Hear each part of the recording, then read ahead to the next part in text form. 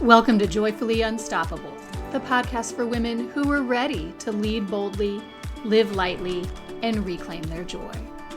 Whether you're leading a team, a classroom, a boardroom, or your own big, beautiful life, I am so glad you found us. I'm your host, Becky Hamm, leadership coach, speaker, and founder of Women Lead Well. After years of high-level leadership, I discovered that success doesn't have to come at the cost of your peace, your values, or your well-being. Each week, we'll explore what it means to lead joyfully, sustainably, and authentically, even in a world that tells you to hustle harder and prove your worth. You carry a lot. Let's help it feel lighter. So, today we are going to talk about how to conduct a year-end review. We're moving into the holiday season. Things are about to get crazy. I mean, let's be honest, y'all. Things are already crazy, but it's just going to get even busier. So I want us to take a few minutes today to really assess 2025 so we can learn the lessons that will inform our goal setting and our actions moving into 2026. Why do we do this? Well, because high performance without reflection leads to repetition, not growth. I'm going to say that one more time. High performance without reflection leads to repetition, not growth. And I don't want that for you. I want you to be able to grow. I don't want you repeating the same cycles, the same bottlenecks, the same dynamics next year, unless you intentionally choose to do so. So, a year-end review is critical for positioning you to grow. I have got a goal setting and implementation course called Your Success Blueprint. It's now live. It's a little mini course. It's 5 modules. It's $26. It is chef's kiss. Of course, I mean, I made it, so of course I think it's good. I wouldn't have made it if I didn't think it was good. I wouldn't present it to you guys. But I'll link that in the show notes below if you would like a deeper dive into how to conduct your year-end review. Within Your Success Blueprint, we do a year-end review. We also define your values and vision.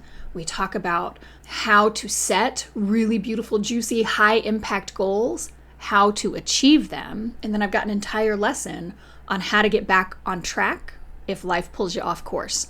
Because, life, it does. But every goal, every big goal that you achieve, that anybody ever achieves, at some point you get off track because life gets lifey.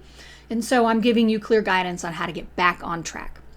Again, it's $26, tailor-made for women who want to swing for the fences in terms of their goals, but who don't want to have to figure it out alone. I got you, girl. Link in the show notes below. But for today, we're really going to start with step 1 of that process, doing the year-end review. And to support this, if you go to womenleadwell.net, the free resources tab, I've got a free download for you that's called Year-End Review. You won't miss it. And it's got all of the questions for you that we will talk through today, just laid out in an easy download. Now, I go into a ton more detail inside Your Success Blueprint, but for the podcast today, I just want to lay out the overview of this step of the year-end review to help you get started on it. So grab your journal. You can use the Notes app on your phone, whatever, but you're going to want to answer these questions. Question number 1, as you look back at 2025, what worked for you? What felt meaningful, energizing, aligned? What moments really lit you up? Gave you a deep sense of fulfillment and pride? And you'll notice with this question, I am not asking you, what did you achieve? Like, did you get a promotion? Did you sell a book? I'm not asking you what you accomplished in the year. I'm asking you what worked for you, what lit you up, what felt deeply meaningful and fulfilling to you.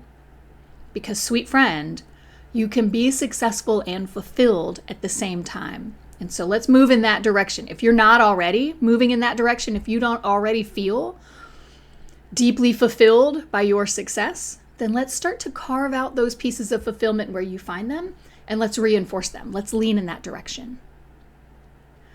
So that is step 1. What worked for you? What brought you meaning? What brought you fulfillment? What brought you joy? What were those moments? And now, the inverse. Question number 2. What did not work for you? What drained you? What distracted you? What frustrated you? What angered you? What pulled you away from what really matters the most to you? And again, I'm not asking you, where did you fail? Because failure is a part of life. Failure is inevitable. And frustration, anger, those are emotions. They're inevitable too. But we learn from failure to grow stronger. And I think a lot of us at this point, we understand that. We don't see failure as the end. We see failure as a waypoint to future growth. And so what I would encourage you to do with this year-end review is that you also see frustration, anger, disconnection. That is vital information. That's a waypoint to future growth as well, or to healing, depending on the circumstance. And so get real clear on what were those situations where you felt disconnected, where you felt pulled away from what matters most to you, where you were doing work that wasn't fulfilling, that wasn't meaningful, that wasn't connected to joy for you as you define it. Get clear on that. What was it? Like, what was the actual situation? Why were you in that situation? Why were you devoting energy and time and yourself to something that wasn't meaningful, that wasn't fulfilling, that wasn't connected to joy? Was it from some sense of obligation? Was it from an inability to set good boundaries or to say no? Was it you were pursuing somebody else's definition of success, but not your authentic definition of success? Why were you in those situations that were pulling you away from what matters most to you? And particularly in those moments where you're frustrated or you're angry or resentful, right? That comes up too a lot for a lot of people.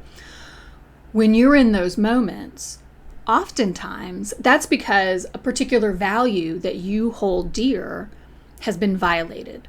And you might not be clear on what that value is, right? You just might know that you're feeling resentful, or you're feeling frustrated, or you're feeling angry. And so again, as part of this reflection, take a little time and ask yourself, think of specific actual moments over the past year where you felt that way, where you felt frustrated, resentful, or angry.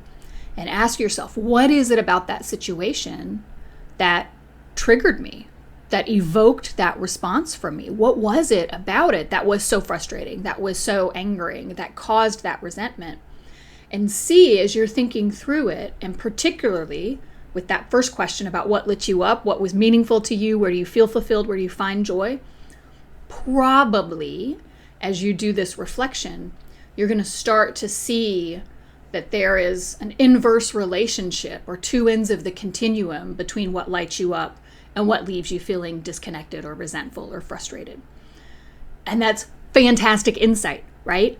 Because as you look toward 2026, you can ask yourself, how do I put myself in more situations where I'm feeling fulfilled and my work has meaning and I'm feeling that joy? And how do I protect myself from the situations that spark the frustration, the resentment, the disconnection, the alienation? So, 1, what's been working? 2, what's not been working? Again, not in the accomplishment dynamic, because that's fine, but that's not nearly as valuable as what's working in the meaning, fulfillment, connection, joy. What's not working in terms of the disconnection, the frustration, the resentment, the anger. Question number 3, what are you craving more of in 2026? And again, here, I don't mean this in terms of accomplishment. This is not traditional goal setting. You're going to set, if you choose, you can set some big traditional goals. You can talk about launching your side hustle. You could set a goal to run a marathon. You could set a goal to change jobs if you don't like the position that you're in, or get the promotion, or complete the certification, whatever. You can set like traditional professional goals or personal goals, talk about run a marathon. But let's take, just now as we're doing this reflection, step out of that I need to accomplish stuff to be happy mode and step into what actually makes you happy, truly you in your life. Because again, this is a leadership podcast, but you will be a much more effective leader. in either formal leadership roles or informal leadership roles to the extent that you feel fulfilled and that you feel that the work you do every day has meaning.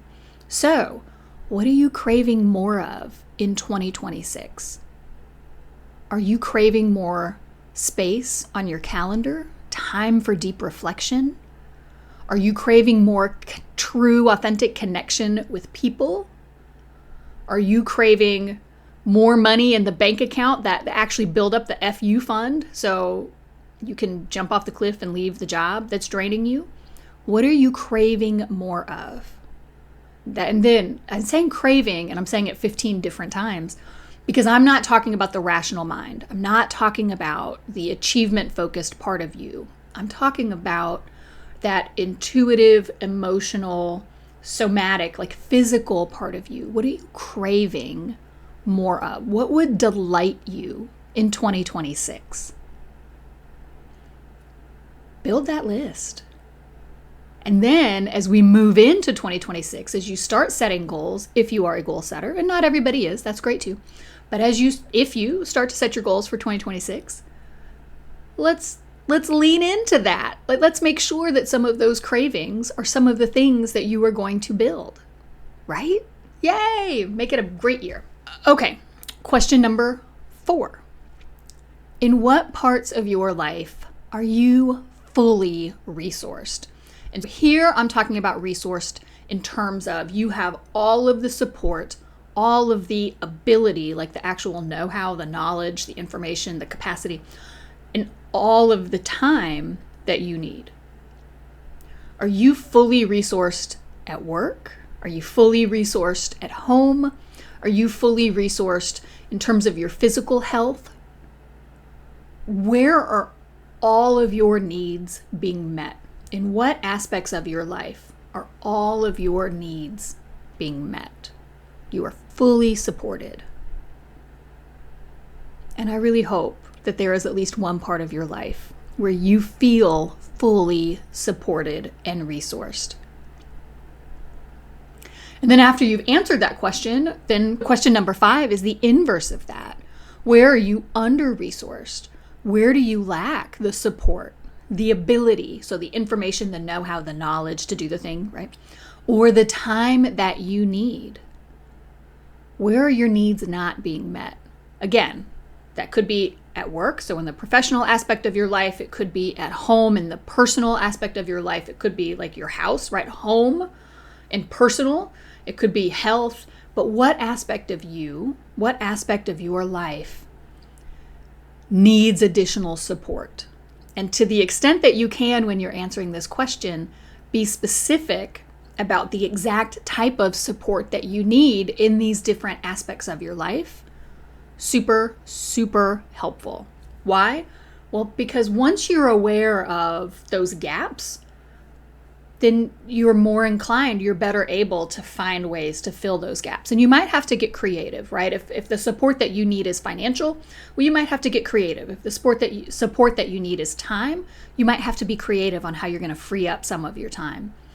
But that awareness is critical to helping you fill those gaps as you move into the new year. Now, in the download, I also walk you through an assessment of your communication skills, of your decision making over the past year, your emotional intelligence, mental agility, team building. So definitely check out the end of year or year-end review for a broader look at all of the dynamics that are present in effective leadership. But I'm trying to keep these episodes short. I have noticed that I have crept into the 20+ minute episodes, and I want to keep them under 20 minutes if I can, just because I know you're busy, you've got a lot going on. So today we just focused on the overall review, those 5 questions.